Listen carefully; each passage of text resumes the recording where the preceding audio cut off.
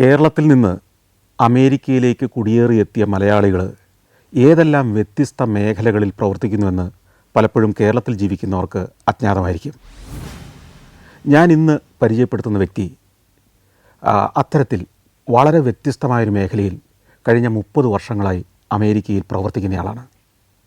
അമേരിക്കയിലെ ഉപേക്ഷിക്കപ്പെട്ട കുട്ടികൾക്ക് വേണ്ടി, ചൂഷണം ചെയ്യപ്പെട്ട കുട്ടികൾക്ക് വേണ്ടി, മാതാപിതാക്കൾ ജയിലറകളിലായി പോയ അവരുടെ കുട്ടികൾക്ക് വേണ്ടി, ലഹരിക്കടിമയായ കുട്ടികൾക്ക് വേണ്ടി ഒക്കെ പ്രവർത്തിക്കുകയും കഴിഞ്ഞ 30 വർഷത്തിനകം ഏതാണ്ട് 3 ലക്ഷം കുട്ടികളെ ജീവിതത്തിൻ്റെ വിജയ വഴിയിലേക്ക് നയിക്കുകയും ചെയ്ത ഒരു മലയാളി. അദ്ദേഹം ശ്രീ സോമൻ കോട്ടൂർ. ഈ പരിപാടിയിലേക്ക് സ്വാഗതം. Thank you. ഈ 30 വർഷം മുമ്പ് അമേരിക്കയിൽ എത്തിയെന്ന് ഞാൻ സൂചിപ്പിച്ചു. എന്തിനാണ് അമേരിക്കയിലേക്ക് പോയത്? അല്ലെങ്കിൽ അമേരിക്കയിലേക്ക് കേരളത്തിൽ നിന്ന് കുടിയേറാനുണ്ടായ ഒരു സാഹചര്യം എന്തായിരുന്നു?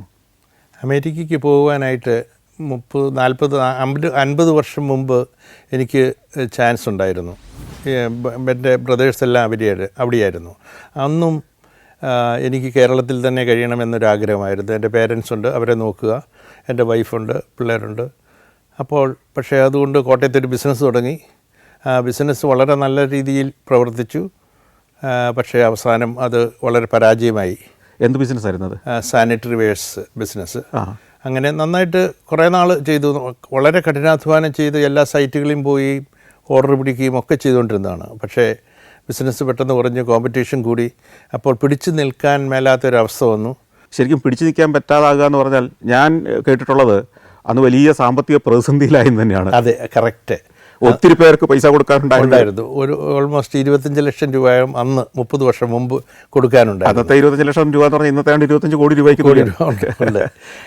അങ്ങനെ ഉണ്ടായിരുന്നു. പക്ഷേ എല്ലാവരോടും പറഞ്ഞു, നിങ്ങളുടെ പൈസ ഞാൻ തിരിച്ചു തരും.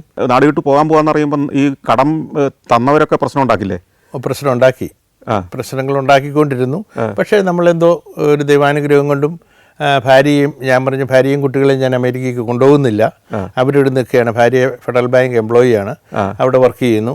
നിങ്ങളുടെ കാശ് ഞാനും അവിടെ പോയി ജോലി ചെയ്ത് ഉണ്ടാക്കി എത്രയും വേഗം അയച്ചു തരും എന്ന് പറഞ്ഞു. അങ്ങനെ ഒരു 100 പേരുണ്ടെങ്കിൽ ഒരു 95 പേരും അത് സമ്മതിച്ചു. അത്രയേറെ വലിയൊരു നമ്പർ ആളുകൾ ഉണ്ടായിരുന്നു. സപ്ലയേഴ്സ് ഉണ്ടായിരുന്നു, വെൻഡേഴ്സ് ഉണ്ടായിരുന്നു, പിന്നെ പലിശയ്ക്ക് പണം മേടിച്ചവരുണ്ടായിരുന്നു. അങ്ങനെ എല്ലാവരും ഉണ്ടായിരുന്നു. അതായത് കേരളത്തിൽ ഒരു ബിസിനസ് നടത്തുന്ന ഒരു ശരാശരി മലയാളിക്കുണ്ടായ പ്രതിസന്ധികളൊക്കെ ഇവിടെ ഉണ്ടായി. അതെ. പിന്നെ രക്ഷപ്പെടാനേക മാർഗം അമേരിക്കയാണെന്ന് കണ്ടു അങ്ങോട്ട് പോകാൻ തീരുമാനിക്കുന്നു. അതെ. ഈ അമേരിക്കയ്ക്ക് പോകുമ്പോൾ എന്ത് ജോലി ചെയ്ത് അവിടെ ജീവിക്കും, അല്ലെങ്കിൽ എങ്ങനെ ഇത്രയും വലിയ കടബാധ്യത തീർക്കാനുള്ള വരുമാനം അവിടെ ഉണ്ടാക്കും എന്നുള്ളൊരു ചിന്തയുണ്ടായിരുന്നോ? ഏത് ജോലി ചെയ്താലും ഈ പണം സമ്പാദിച്ച് ഇവർക്കെല്ലാം തിരിച്ചു കൊടുക്കുവാൻ സാധിക്കുകയും എൻ്റെ ഫാമിലി അങ്ങോട്ട് കൊണ്ടുവരുവാൻ പറ്റുകയും ചെയ്യുന്നുള്ള നല്ല ആത്മവിശ്വാസം ഉണ്ടായിരുന്നു. പിന്നെ ദൈവാനുഗ്രഹം ഒത്തിരിയായിട്ടുണ്ട്.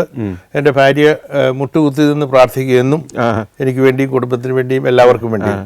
വേറെ യാതൊരു തെറ്റും ഞാൻ ചെയ്തിട്ടില്ല. ബിസിനസ് പൊട്ടിപ്പോയി. അതിപ്പം നമ്മുടേതായ ദൂർത്ത് കൊണ്ട് ആണെന്നും പറയത്തില്ല. അങ്ങനെ ഒരു ദൂർത്തില്ലായിരുന്നു. അങ്ങനെ അവിടെ ചെന്നു. സോഷ്യൽ വർക്ക് MSW പഠിച്ചതുകൊണ്ട് അവിടെ ചെന്ന് കഴിഞ്ഞപ്പോൾ ഒരു ഗ്രൂപ്പ് ഹോം എന്ന് പറഞ്ഞാൽ അബ്യൂസ്ഡ്, അബാൻഡൻ, നെഗ്ലക്റ്റഡ് ചിൽഡ്രനെ വളർത്തുന്ന സ്ഥലങ്ങളാണ്.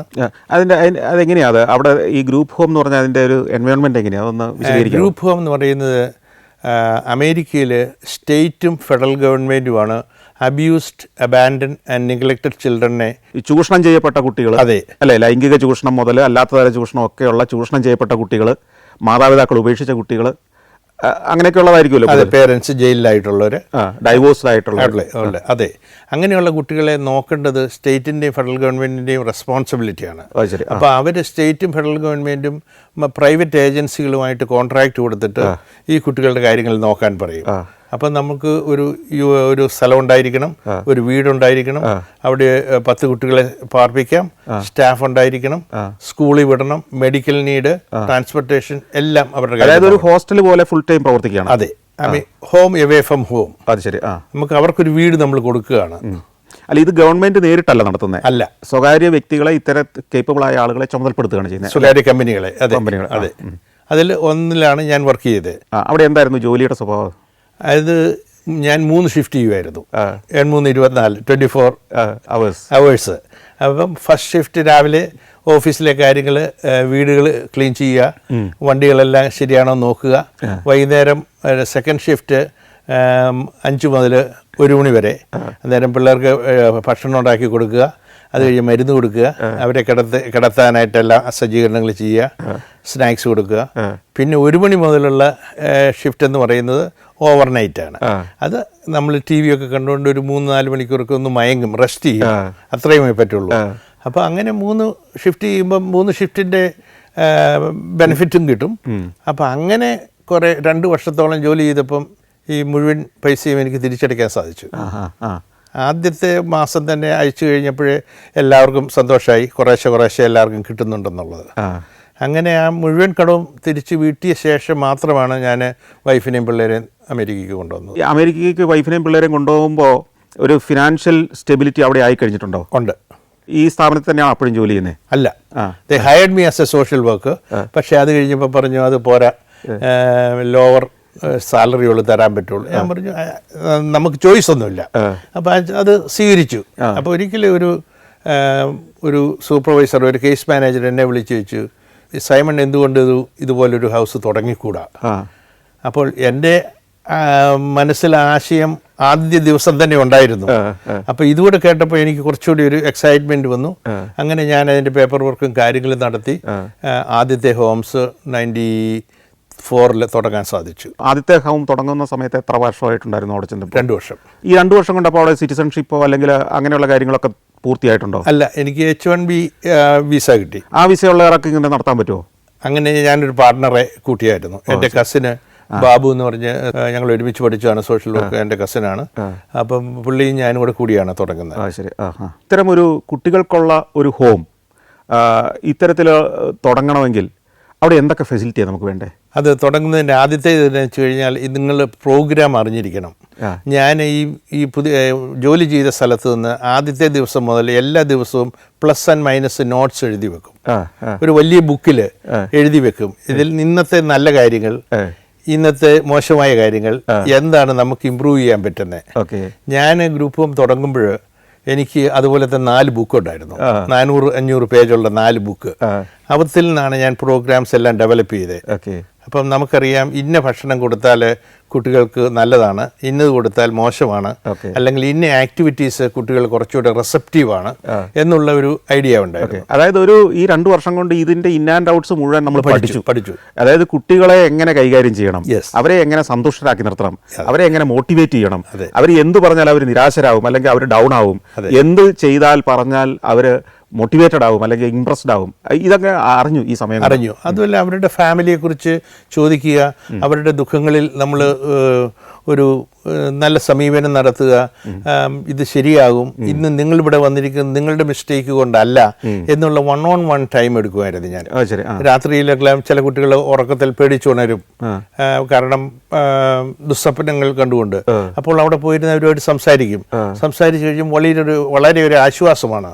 അപ്പം എൻ്റെ ഷിഫ്റ്റിലൊക്കെ കുട്ടികൾ അങ്ങനെ ആക്ട് ഔട്ട് ചെയ്യല. മറ്റുള്ള staff just as a job when they come they act out. എനിക്ക് അവർക്ക് മനസ്സിലായി ഒരു real love, tough love is there എന്നുള്ളത്. ഓക്കെ.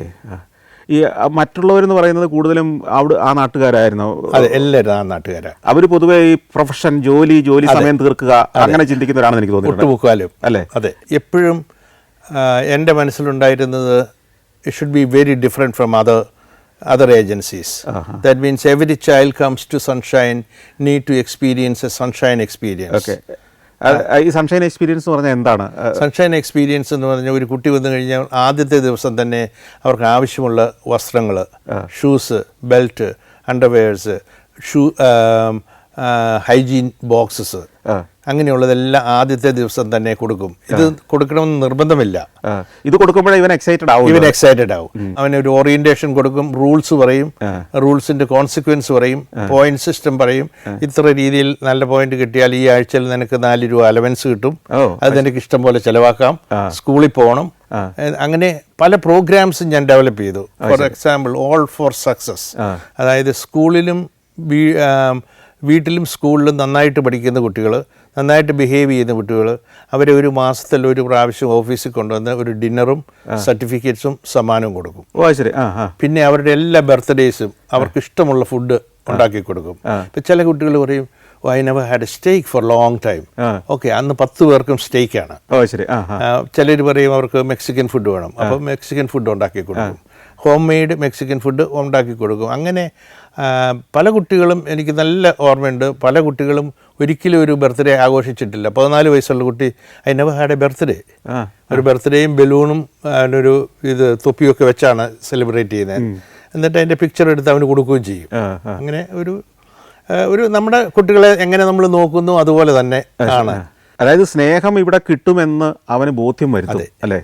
അപ്പം അതുകൊണ്ടാണ് ഞാൻ ഒരു വീട് തുടങ്ങിക്കഴിഞ്ഞപ്പോൾ സ്റ്റേറ്റ് വീണ്ടും ഉടനെ ചോദിച്ചു വീണ്ടും തുടങ്ങാൻ. ഈ സൺഷൈൻ ഹോംസ് എന്നാണ് ആ സംരംഭത്തിന് പേരിട്ടത്. Residential homes. അതെ. ഈ സൺഷൈൻ ഹോംസ് ഇപ്പം എത്ര വീടുകളുണ്ട്? ഇപ്പം 40 വീടുകളുണ്ട്. ഓ ശരി.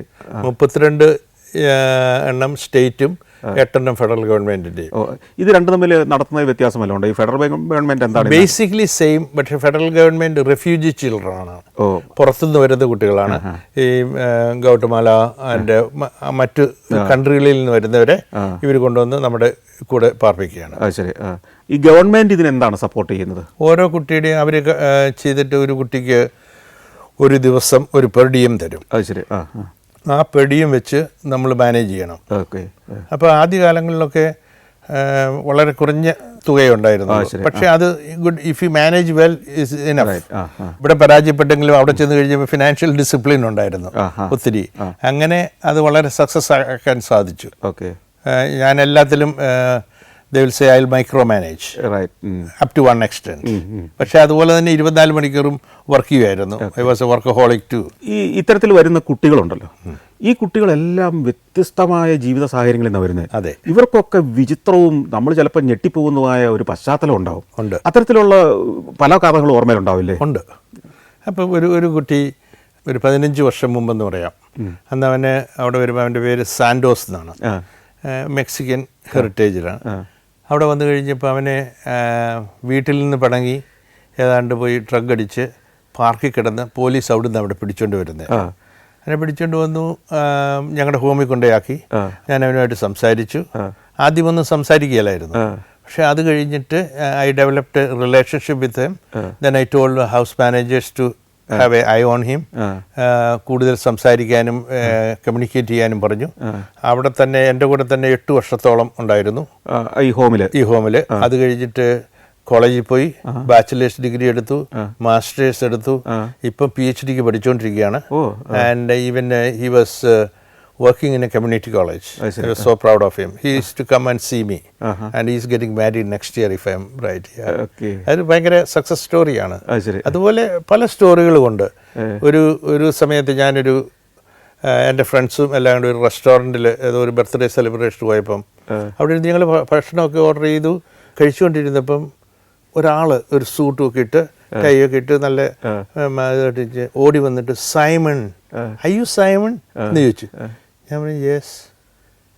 he hugged me and tears was rolling out of his eyes. അന്നേരം എനിക്ക് പെട്ടെന്ന് മനസ്സിലായി ഇത് ജോസഫ് ഡുറാൻ, റൈറ്റ്? അതെന്ന് പറഞ്ഞു. അപ്പം അവൻ പറഞ്ഞു എനിക്ക് തന്ന ടഫ് ലവ്. ഞാൻ പല പ്രാവശ്യവും ഓടിപ്പോകാനും കുരുത്തക്കേടുകൾ കാണിക്കുവാൻ എന്നപ്പോൾ അന്നെല്ലാം എന്നെ വിളിച്ച് ഉപദേശിക്കുകയും എന്നെ വളരെ ശക്തമായിട്ട് ശാസിക്കുകയും ചെയ്ത് എനിക്ക് ഒരിക്കലും മറക്കാൻ സാധിക്കും. ഇന്ന് ഈ റെസ്റ്റോറൻറ്റിൻ്റെ ഉടമസ്ഥനാണ് ഞാൻ. ശരി.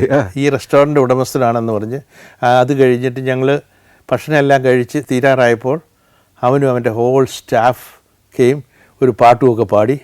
എന്നിട്ട് പറഞ്ഞു ഫുഡ് ഈസ് ഫ്രീ, ഭക്ഷണം എല്ലാം ഫ്രീ ആയിട്ട്, ഒരു പൈസയും മേടിച്ചില്ല. ഭയങ്കര ജീവിതത്തിലെ ഒരു വലിയൊരു അനുഭവമാണ് നമുക്ക് കിട്ടുന്ന അതൊരു വളരെ എനിക്ക് തന്നെ വളരെ കരച്ചിൽ വന്നു പോയി, സന്തോഷം കൊണ്ട്. ഇപ്പോഴുള്ള എൻ്റെ 300-ൽ പരം ജോലിക്കാരുണ്ട്. അതിലൊരു 10-20 പേര് എൻ്റെ പഴയ സ്റ്റുഡൻസാണ്. അവരെല്ലാം വളരെ നന്നായിട്ട് ചെയ്യുന്നത്. കാരണം അവർക്കറിയാം ഞാൻ എൻ്റെ പ്രതീക്ഷ എന്താണെന്ന്. അതുപോലെ ഇവിടുത്തെ സിസ്റ്റംസ് അവർക്ക് പരിചിതമാണല്ലോ, വളരെ പരിചയമാണ്. ഈ കുട്ടികൾ എങ്ങനെയൊക്കെയാണ് ഇവരിവിടെ എത്താനുള്ള സാഹചര്യങ്ങൾ ഉണ്ടാകുന്നത്? അത്തരം ചില സംഭവങ്ങൾ ഒത്തിരി സംഭവങ്ങളുണ്ട്. സാധാരണയുള്ള ഒരു ഫാക്ടർ എന്താണെന്ന് ചോദിച്ചാൽ ഭാര്യയും ഭർത്താവും ഡിവോഴ്സ് ആവുന്നു. അപ്പം ഭാര്യ ഒരു ബോയ് ഫ്രണ്ടിൻ്റെ കൂടെ പോകുന്നു, ഭർത്താവ് വേറൊരു ഗേൾ ഫ്രണ്ടിൻ്റെ കൂടെ പോകുന്നു, കുട്ടികളെ നോക്കാൻ ആരുമില്ല.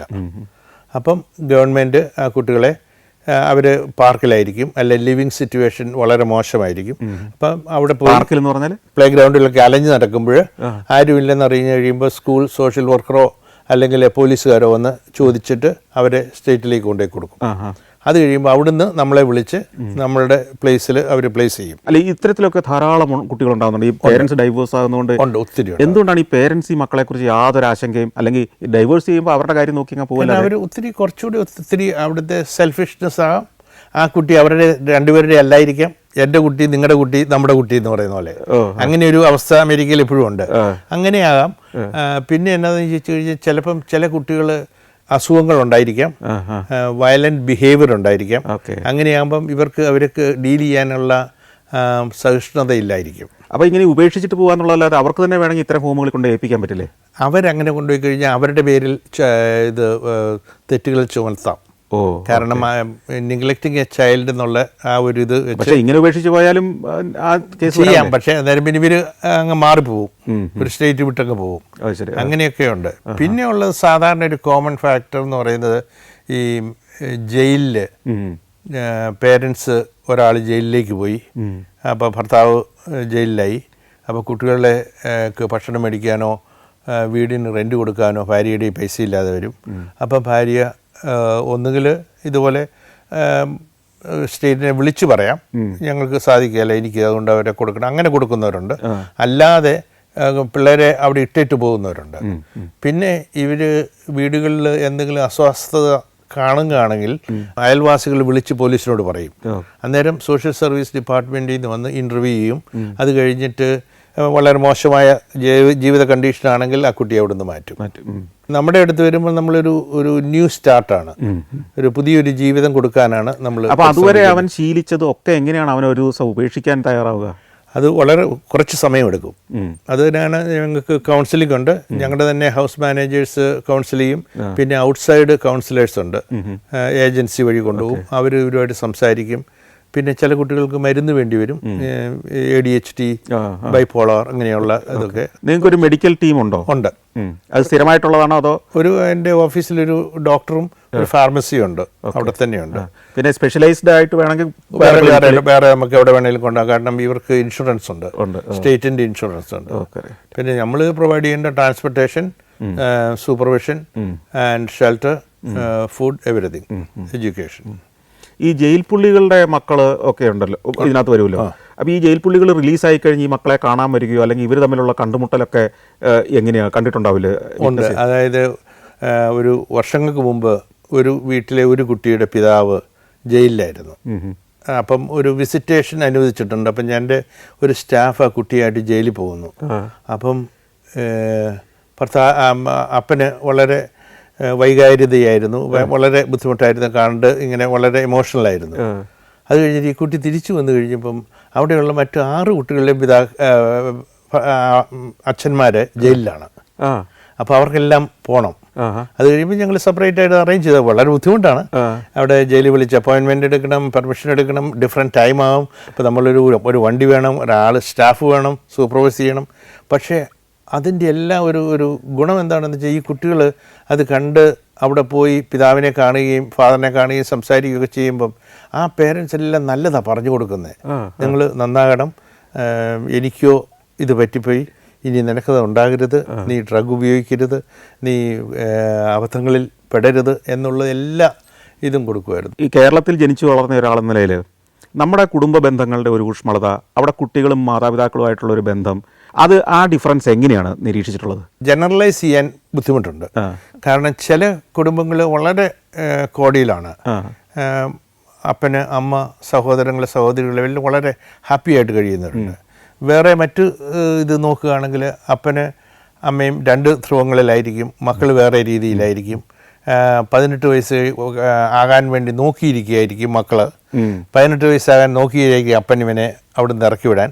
കാരണം അവരുടെ ഒരു ചിന്താഗതി എങ്ങനെയാണ്, 18 വയസ്സായി കഴിഞ്ഞാൽ നീ പോവുക, നീ ജോലി എടുക്കുക, നീ നിന്റെ സമ്പാദ്യം നീ തന്നെ ജീവിക്കുക. അതായത് 18 വയസ്സായ ഒരു കുട്ടിയെ സംരക്ഷിക്കേണ്ട ചുമതല രക്ഷിതാവിനില്ല, ഇല്ല, നിയമപരമായിട്ടില്ല. ഇല്ല.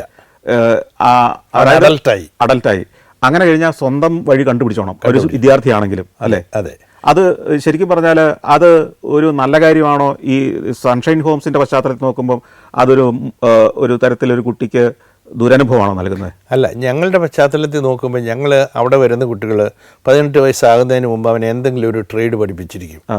അവനെ സ്കൂളിൽ വിട്ട് അവനൊരു ഹൈസ്കൂൾ ഡിപ്ലോമ ഉണ്ടാക്കി, പിന്നെ അറ്റ്ലീസ്റ്റ് എവിടെയെങ്കിലും ചെറിയ ഫാസ്റ്റ് ഫുഡ് സർവീസിലാണെങ്കിൽ ജോലി ചെയ്ത്, അല്ല പിസ്സ അങ്ങനെയുള്ള സ്ഥലങ്ങളിൽ ജോലി ചെയ്ത് എക്സ്പീരിയൻസായി കുറേ സേവിങ്സും ഉണ്ടാക്കിയാണ് അവർ പോകുന്നത്. ഈ സൺഷൈൻ ഹോംസിൽ വരുന്ന കുട്ടികളെ ഏത് പ്രായം വരെയാണ് നമ്മൾ നോക്കാൻ ചുമതലപ്പെട്ടത്? ഞങ്ങൾ ഇപ്പോൾ സ്റ്റേറ്റ് അലൗ ചെയ്യും 21 വയസ്സ് വരെ. പക്ഷേ 18 വയസ്സ് കഴിഞ്ഞാൽ വളരെ ബുദ്ധിമുട്ടാണ്. അവർക്ക് കുറച്ചുകൂടെ ഫ്രീഡമായി അവർ അഡൽട്ടാണെന്നുള്ള ചിന്താഗതി വരും. അന്നേരം മറ്റു കാര്യങ്ങളൊക്കെ ചെയ്യാനുള്ള ഒരു ഇത് വരും. ഫ്രണ്ട്സ് എല്ലാം, അവരുടെ ഫ്രണ്ട്സ്, സ്കൂളിലെ ഫ്രണ്ട്സ്, കോളേജിലെ ഫ്രണ്ട്സ് എല്ലാം മറ്റു പല കാര്യങ്ങളും ചെയ്യുന്നു. അപ്പോൾ അവർക്കും സ്മെൽ ദ റോസസ് അങ്ങനെ ഒരു ഇതുണ്ടല്ലോ, അതുപോലെയാണ്. പക്ഷേ അല്ലെങ്കിൽ നല്ല കുട്ടികളായിട്ട് ചിലരുണ്ട്, കോളേജിൽ പോകണം, എനിക്കെൻ്റെ മാസ്റ്റേഴ്സ് എടുക്കണം, അങ്ങനെ ആഗ്രഹിക്കുന്നവരെ നമ്മൾ നിർത്തും.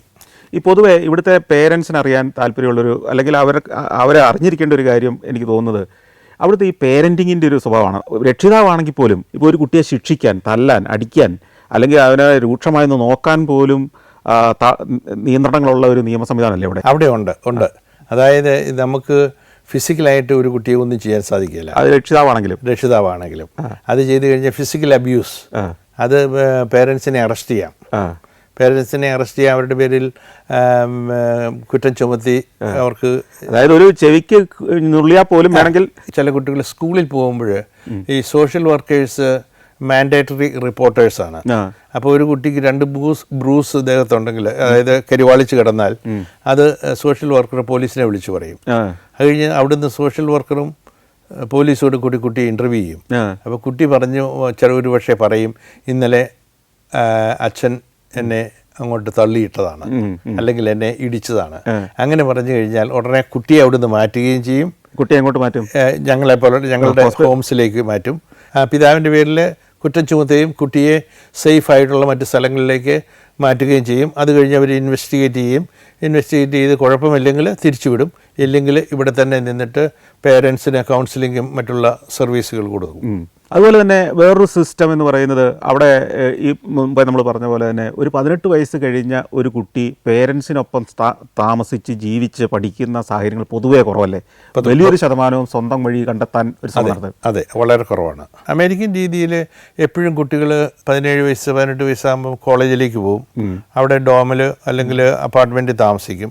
ആ താമസിക്കുന്ന സമയത്ത് അവൻ പാർട്ട് ടൈം ജോലി ചെയ്യും, കോളേജിൽ പഠിക്കുകയും ചെയ്തിട്ട് ആ പഠിത്തം കഴിയും. പിന്നെ ഇടയ്ക്കുള്ള വീട്ടിൽ വരുന്നുള്ളൂ. അത് കഴിഞ്ഞ് ജോലി കിട്ടിക്കഴിയുമ്പം അവിടുന്ന് വേറൊരു മറ്റ് സ്റ്റേറ്റിലായിരിക്കും പോകുന്നത്. അവിടെ പോയിട്ട് അവർ സെറ്റിലാവുന്നു. അത് കഴിഞ്ഞ് പേരൻസിനെ വന്ന് വർഷത്തിൽ 3 പ്രാവശ്യം 4 പ്രാവശ്യം 5 പ്രാവശ്യം വന്ന് കാണുന്നു. അങ്ങനെയൊരു റിലേഷൻഷിപ്പാണ്. അതായത് ഒരു 18 വയസ്സ് കഴിഞ്ഞാൽ സാധാരണഗതിയിൽ കുട്ടികൾ പേരൻസിനെ ആശ്രയിക്കാറില്ല. ഇല്ല, ഒട്ടുമില്ല. ഇത്തരം ഉപേക്ഷിക്കപ്പെട്ട അല്ലെങ്കിൽ നെഗ്ലക്റ്റഡ് ആയിട്ടുള്ള കുട്ടികൾ, നെഗ്ലക്റ്റഡ് എന്ന് പറയുന്നതാണ് കൂടുതൽ ശരി. ഈ കുട്ടികളെ മാനേജ് ചെയ്യുമ്പോൾ നമ്മൾ നേരിടുന്ന ഏറ്റവും വലിയ വെല്ലുവിളി എന്താണ് ഇതിനകത്ത്? വെല്ലുവിളികൾ എന്ന് പറയുന്നത് കഴിഞ്ഞാൽ ഒത്തിരി ലീഗൽ ചലഞ്ചസ് വരും. അതായത് വേറൊരു കുട്ടി എന്നെ സെക്ഷലായിട്ട് എന്തെങ്കിലും ചെയ്തു എന്ന് പറഞ്ഞാൽ അതിൻ്റെ റെസ്പോൺസിബിലിറ്റി ഇതിൻ്റെ ഡയറക്ടർക്കാണ്, എൻ്റെ ഉടമസ്ഥനാണ്. അത് ഒരുപക്ഷെ അന്ന് പറയത്തില്ലായിരിക്കും. 10 വർഷം കഴിഞ്ഞ് പോയി പറഞ്ഞാൽ പോലും അതിന് 21 വയസ്സ് വരെ അവർക്ക് കംപ്ലയിൻറ്റ് ചെയ്യാം. അങ്ങനെ ഒരു കംപ്ലയിൻറ്റ് ചെയ്താൽ അത് അങ്ങനെയല്ല എന്നുള്ളത് പ്രൂവ് ചെയ്യേണ്ട ചുമതല നമുക്കുണ്ട്. അതെങ്ങനെ പ്രൂവ് ചെയ്യാൻ പറ്റും? നമുക്ക് ഡോക്യുമെൻറ്റേഷൻസ് ഉണ്ട്. ഇങ്ങനെ ഒരു ഇൻസിഡൻറ്റ് ഉണ്ടായിട്ടില്ല, അല്ലെങ്കിൽ കേസ് മാനേജറുടെ നോട്ടുണ്ട്. അതുപോലെ ഏതെങ്കിലും പ്രശ്നങ്ങളുണ്ടെങ്കിൽ കേസ് മാനേജേഴ്സ് മീറ്റിംഗ് വിളിക്കുകയും അത് സ്റ്റാഫിങ് ചെയ്യുകയും ചെയ്യും. അങ്ങനെ ചെയ്യുമ്പോൾ അങ്ങനെ ഇതൊന്നും ഇല്ലെങ്കിൽ പിന്നെ അത് കേസ് വളരെ ദുർബലമാണ്. പക്ഷേ എന്നാലും എപ്പോഴും കുട്ടികൾ പറയുന്നതിനാണ് മുൻതൂക്കം. ഇല്ല എന്ന് സ്ഥാപിക്കേണ്ട നമ്മുടെ ചുമതലയാണ്. അപ്പോൾ അങ്ങനെയുള്ള അവസ്ഥ വരുമ്പോൾ വളരെ ഒത്തിരി സ്ട്രെസ്ഫുള്ളാണ്. കോടതി പോകണം, റിപ്പോർട്ട് കൊടുക്കണം, ഇൻഷുറൻസിനെ കോൺടാക്ട് ചെയ്യണം. പക്ഷേ ഇൻഷുറൻസ് കവർ ചെയ്യും. പക്ഷേ എന്നാൽ പോലും വളരെ മാനസികമായ നമുക്ക് വളരെ അസ്വസ്ഥത ഉണ്ടാക്കുന്ന ഒരു കാര്യമാണ്. ഈ കുട്ടികൾ ഈ ഹോമിൽ നിന്ന് ചാടിപ്പോയ സാഹചര്യങ്ങളൊക്കെ ഉണ്ടായിട്ടുണ്ടോ? ഇഷ്ടം പോലെ, ഒത്തിരി പേരുണ്ട്. ഒത്തിരി ഉണ്ടെന്ന് പറഞ്ഞാൽ, അതായത് ഇപ്പം പുതിയതായിട്ടൊരു കുട്ടി വന്നു കഴിഞ്ഞിട്ട് അവന് കുറേ കംഫർട്ടബിൾ ആയി കഴിയുമ്പം അവന് രാത്രി ചാടിപ്പോവും, ചിലപ്പോൾ ചാടിപ്പോയി. ഇപ്പം പറ്റത്തില്ല, ഇപ്പം കുറച്ചുകൂടെ എല്ലാം ടെക്നോളജി വെച്ച് ക്യാമറാസ് എല്ലാം വെച്ചിട്ടുണ്ട്. ഇപ്പം ബുദ്ധിമുട്ടാണ്. പണ്ടൊക്കെ അവർ ജനൽ തുറന്ന് ഇറങ്ങിപ്പോയിട്ട് രാവിലെ വന്ന് കിടന്നു കഴിഞ്ഞാൽ ആരും അറിയില്ല, തിരിച്ചു വരും. ഒട്ടുമുക്കാലും പേര് തിരിച്ചു വരും. കാരണം അവർ പോയി കഴിഞ്ഞാൽ തണുപ്പുണ്ടെങ്കിൽ അവരെ പോയി എവിടെയാ പോയി കിടക്കുന്നേ, ചൂടുണ്ടെങ്കിലും ബുദ്ധിമുട്ടാണ്. ഭക്ഷണം വിശക്കുമ്പോഴും അവർ തിരിച്ചു വരും. പക്ഷേ അന്നേരം സ്റ്റാഫ് പോലും അറിയാതെ ഇരിക്കും, സ്റ്റാഫ് ചിലപ്പോൾ ഉറങ്ങുമായിരിക്കും, അതറിയത്തില്ല നമുക്ക്. പക്ഷേ ഇപ്പോൾ ചാടിപ്പോകുന്നത് എന്തിനാണ്? ചുമ്മാ അവിടെ പോയി ഒരു സീറ്റ് വലിക്കാനോ അല്ലെങ്കിൽ ഫ്രണ്ട്സിനെ മീറ്റ് ചെയ്യാനോ പാർക്കിൽ പോയിരിക്കാനോ അങ്ങനെയൊക്കെയുള്ള ഒരു ഇതിനു വേണ്ടി. എന്തൊക്കെ തരം അബ്യൂസുകളാണ് ശരിക്കും ഈ കുട്ടികൾക്ക് നേരെ ഉണ്ടാകുന്നത് അവിടെ? സെക്ഷൽ അബ്യൂസ് കൂടുതലും അത് തന്നെ. ഫിസിക്കൽ അബ്യൂസ്, സെക്ഷൽ അബ്യൂസ് ഉണ്ടായിട്ടുള്ള കുട്ടികൾ അവിടെ വന്നു കഴിഞ്ഞാലും അവർ അത് കണ്ടിന്യൂ ചെയ്യും. ഒരു പെൺകുട്ടിയാണെങ്കിൽ ഒരു സ്റ്റെപ്പ് ഫാദർ അബ്യൂസ് ചെയ്താൽ ആ കുട്ടി അവിടെ വന്നു കഴിഞ്ഞാൽ ആ കുട്ടി മറ്റൊരു കുട്ടിയോട് ചെയ്യാനുള്ള പ്രവണതയുണ്ടാവും. ഇതിനകത്ത് അപകടങ്ങളോ മരണമോ അങ്ങനെയൊക്കെയുള്ള സാഹചര്യങ്ങൾ ഉണ്ടാകാനുള്ള സാധ്യത ഉണ്ടായിട്ടുണ്ട്. ഫാദർ ജയിലിലായിരുന്നു. ജയിലിൽ നിന്ന് പുള്ളി വന്നിട്ട് നമ്മളെ അതിന് കുറ്റക്കാരെന്ന് പറഞ്ഞ് ഇത് ചെയ്യും. പിന്നെ അത് നമ്മൾ ഡിഫെൻഡ് ചെയ്യണം. കുട്ടികളെ കെട്ടിയിട്ടിരുന്നു അപ്പനും അമ്മയും. അപ്പനാണോ അമ്മയാണോ എന്ന് ഞാൻ കൃത്യം ഓർക്കുന്നില്ല. 2 ആഴ്ചയോളം ഭക്ഷണം കൊടുക്കാതെ കെട്ടിയിട്ടിട്ട് അവസാനം ഏതോ വിധത്തിൽ ഒരു കുട്ടി പുറത്ത് ചാടി. നമ്മളത് ചെയ്തില്ലായിരുന്നെങ്കിൽ കുട്ടി മരിച്ചു പോയത്. കുട്ടി മരിച്ചു പോയാലും നമുക്ക് കുഴപ്പം വന്നേനെ. ഒരു ഹൗസിലെ 10 പിള്ളേരെ പോലീസ് അറസ്റ്റ് ചെയ്തു. ഹൗസിൽ ആകപ്പാടെ 10 പേരല്ലേ ഉള്ളൂ. 10 പേരെയും പോലീസ് അറസ്റ്റ് ചെയ്തു. ഞാൻ ഞെട്ടി. എന്ത് ചെയ്യും? കുട്ടികളെല്ലാം നല്ല ബീറുമൊക്കെ അടിച്ച് പാട്ടുമൊക്കെ കേട്ടിരുന്നു. അപ്പോൾ ഒരു നെയ്ബർ പോലീസിനെ വിളിച്ചു. പെഡഫൈൽ എന്ന് പറഞ്ഞു കഴിഞ്ഞാൽ കൊച്ചുകുട്ടികളെ ലൈംഗികമായിട്ട് ചൂഷണം ചെയ്യും. അങ്ങനെ ഒരാളായിരുന്നു. അത് കണ്ടുപിടിക്കാനായിട്ട് ഞങ്ങളുടെ തന്നെ ഇൻസ്പെക്ടേഴ്സ് പോയി പരിശോധിച്ച് കഴിഞ്ഞു. പല അശ്ലീല ടേപ്പുകളും ഒക്കെ കണ്ടുപിടിച്ചു. ഫോണോഗ്രാഫി. ഒരിക്കൽ ഒരു നെയ്ബർ എന്നെ വിളിച്ചു. സൈമൻ്റെ ഹൗസിൽ സ്റ്റാഫ് ഒരു സുഖമില്ലാത്ത പോലെ തോന്നുന്നു.